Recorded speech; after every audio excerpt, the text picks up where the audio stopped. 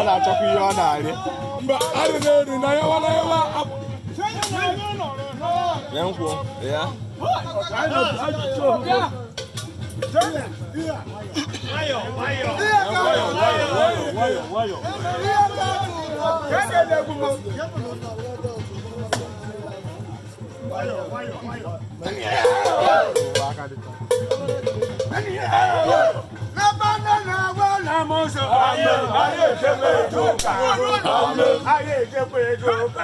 Amen.